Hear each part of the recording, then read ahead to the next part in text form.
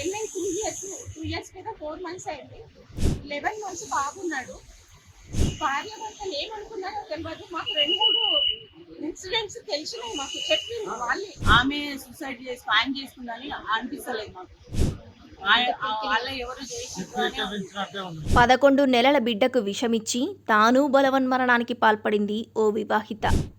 ఈ సంఘటన హైదరాబాద్ నగరంలోని హస్తినాపురంలో చోటు చేసుకుంది. అయితే భర్తే ఈ పని చేసి ఉంటాడని మృతురాలి బంధువులు ఆరోపిస్తున్నారు.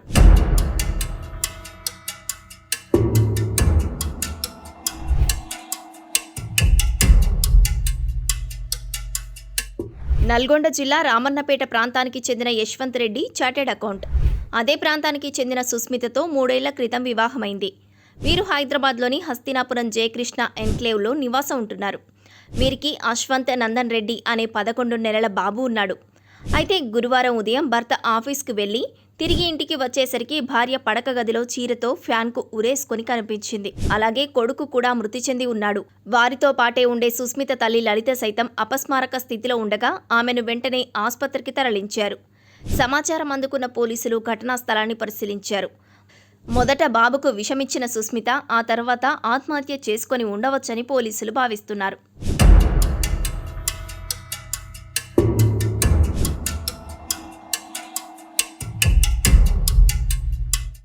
అయితే సుస్మితను భర్త వేధించేవాడని, బయటకు వెళ్లనీయకపోవడంతో పాటు ఎవరితోనూ మాట్లాడనిచ్చేవాడు కాదని కుటుంబ సభ్యులు ఆరోపించారు.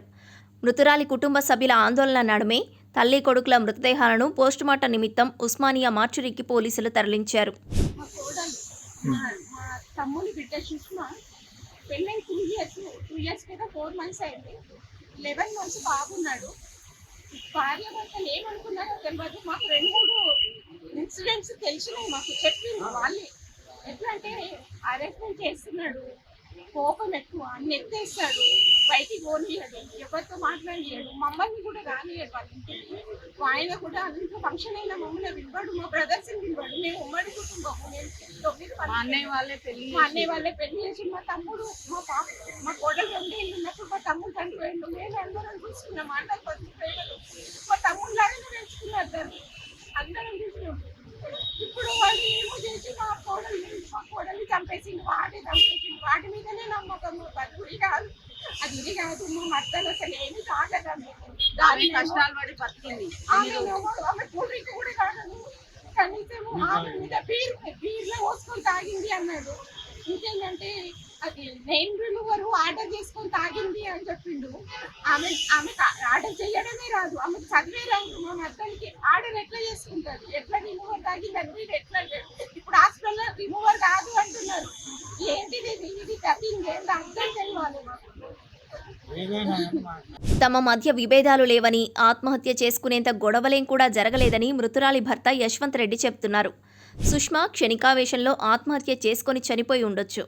తన బాబుకి మా అత్తే విషమిచ్చి ఉండొచ్చు అని యశ్వంత్ అంటున్నాడు. అయితే తమ కూతురు చనిపోయాక పక్కనే ఉండి తమకు వెంటనే ఎందుకు సమాచారం ఇవ్వలేదని మృతురాలి తరపు బంధువులు నిలదీశారు. పోలీసులు వచ్చిన తర్వాతే సుస్మిత చనిపోయిందని తమకు చెప్పారు. చనిపోయే ముందు అరగంట ఏదో జరిగిందనేది మా అనుమానం. ఆ అరగంట ఏం జరిగిందో పోలీసులే తేల్చాలి. ఫ్యాన్ ఒక రెక్కకు ఉరి ఎలా వేసుకుంటుంది? రెక్క సుస్మిత బరువు ఆపుతుందా? ఆస్తి కోసమే ఇదంతా చేస్తున్నారనిపిస్తోందని మృతురాలి బంధువులు ఆరోపిస్తున్నారు. మొత్తంగా ఆసుపత్రి ముందే ఇరు కుటుంబాలు బాహాబాహికి దిగాయి. ఈ కేసుపై ప్రస్తుతం పోలీసులు విచారణ చేపట్టారు. కరెక్ట్, ఆమె సూసైడ్ చేసి ఫైన్ చేసుకుందని అనిపిస్తలేదు మాకు. వాళ్ళ ఎవరు